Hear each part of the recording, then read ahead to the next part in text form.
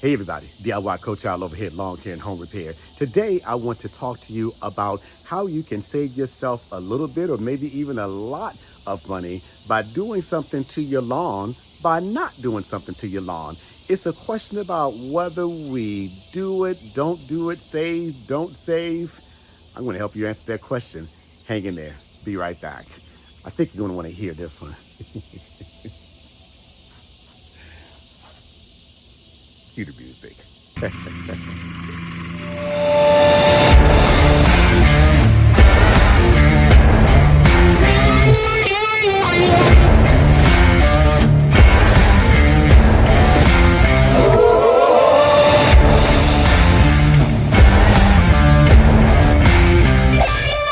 Hey everybody, I hope that you all are having already an amazing day. I'm filming this video on Sunday, I believe the 20th of July, so it should hopefully come out tomorrow, which is Monday. But I want to talk to you about something that we always preach and teach that you do to your lawn, and that is to give it water.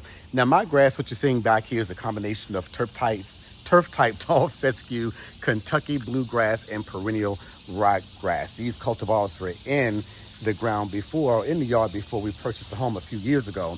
But the one thing that we say, several things that we say your grass needs. The one thing is the most vital, and that is water.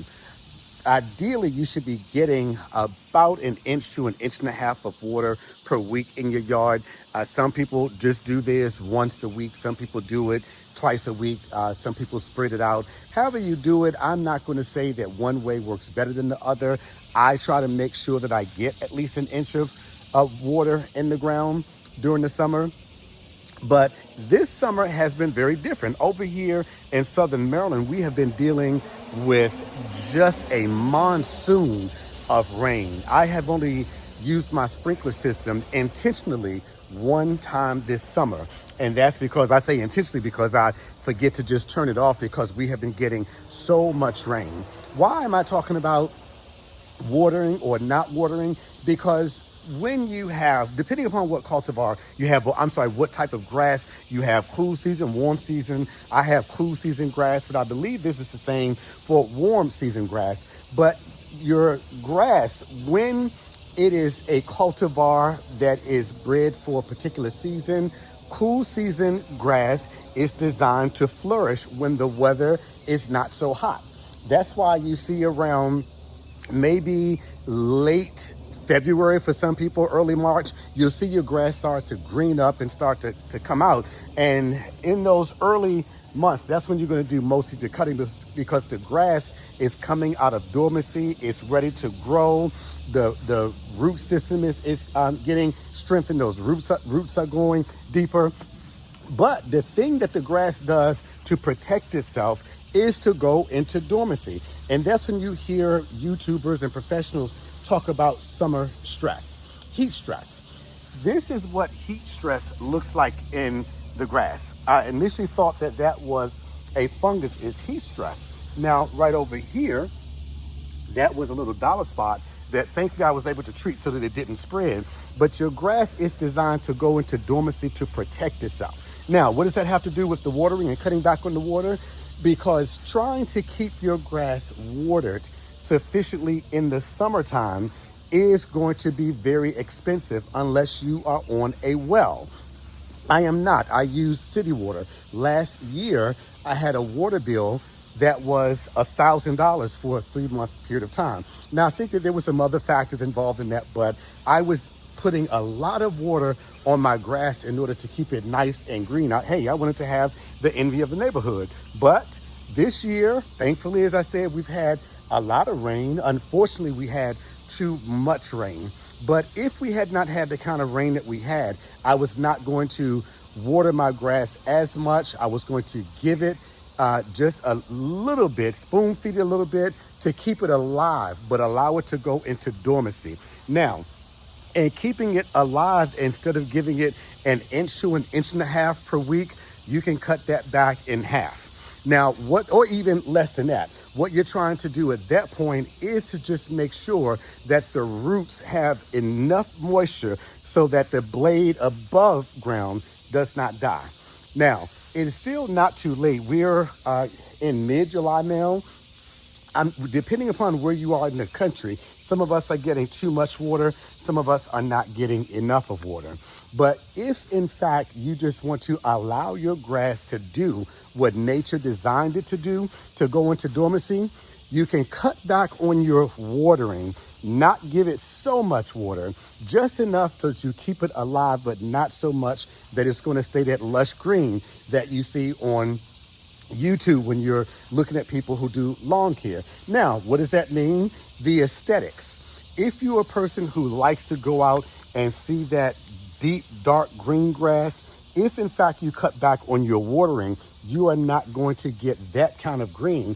But those that cut back on the water, cutting back on the color and everything in the grass, it is going to last during the summer.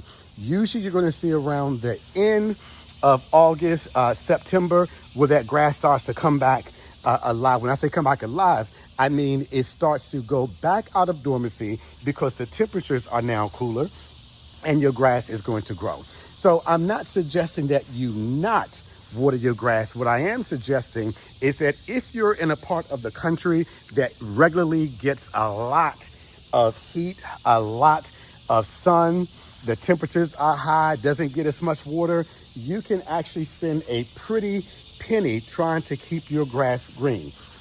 What I decided to do, we had so much water out here. I've actually put a ton of fertilizer on my grass, and that was because every time I put something down, the rain would just come and wash it out. We have gotten so much rain. I think we've gotten maybe 10 inches of rain in the last 2.5 to 3 weeks, and that's just too much. And what that did was allowed the fungus to spread over here, a little bit of dollar spot over there. Not sure if that's dollop spot or brown patch. And then the other thing that the summer is going to do is bring up things like sedges and crabgrass. And if you are not careful by not going after this fungus, going after these weeds, it will overtake your yard. What I've opted to do now in my backyard is I'm just going to, depending upon what the rain situation looks like, I've decided that I'm just going to give it enough water. If we get the heat that we've had before without getting the rain, I'm just going to give it enough water, because after the heat, after the rain, the humidity rises, and then you are battling the same thing I'm battling over here. Once again, that fungus. Now, what that means is that I'm going to have to do overseeding. I was going to do that anyway. I am introducing new cultivars in my backyard. So I'm dealing with the dollar spot. I got dollar spot here, got some dollar spot here. Now I've been keeping an eye on it so that it doesn't get out of hand. Got some over here. I just hit it 2 days ago, excuse me, with a round of propiconazole and azoxystrobin. So what I'm trying to do now is keep this fungus at bay and focus on my weeds. If in fact you guys don't mind seeing your yard brown for a little over a month or so, and you want to save on water, because not everybody can afford to water their grass at the rate that will keep it lush and green during this heat. You're trying to get that water into your soil, get it down to the root system, keep that moist, keep that cool, so that you can have that top green. But that really can be expensive. Hey, if you can do it, go for it. If you can't do it, it is okay to let Mother Nature do what it was intended to do. That is to allow that grass to go into dormancy, save some money, and then when late August, early September comes around, your grass is going to bounce back and it's going to look nice and green. So as I said, I am using this opportunity to, what the weeds are now starting to come through, that weed pressure is so high now, I'm getting things like this sedge. I'm getting things like the fungus. So focusing on that, once again, Mother Nature has been providing all the rain, all the water. But if I were not getting that water, coming off of a $1,000 water bill a year ago, I love for my yard to look nice and luscious and green, but I was not willing to pay that much. Taking care of your grass can be expensive if you're not careful. It shouldn't be, but it can be. So if you guys decide that, hey, this is going to be kind of costly, it is absolutely positively okay to allow your grass to go into that dormancy. I promise you, as long as you give it enough water to keep that root system healthy. If you see the dormancy on the top, it's the grass doing what it does naturally to defend itself against the summer heat. So you guys, if you want to, once again, save yourself some money, I would consider just giving your grass, cutting it back, giving it maybe an inch or so every other week.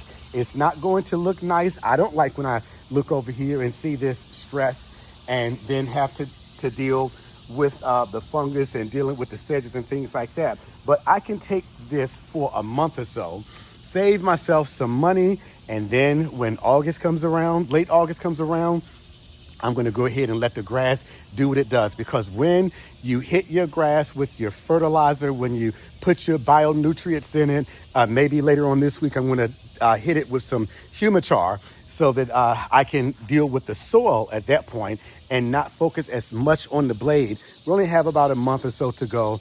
I can live with that. So right now may be that time of year, right? That time of season for us cool season grass folk to consider the soil as much, if not more, than we're considering the grass. I promise you, if you give your grass enough water to keep that root system healthy, when within a month or so, you're going to see your grass start to green up again.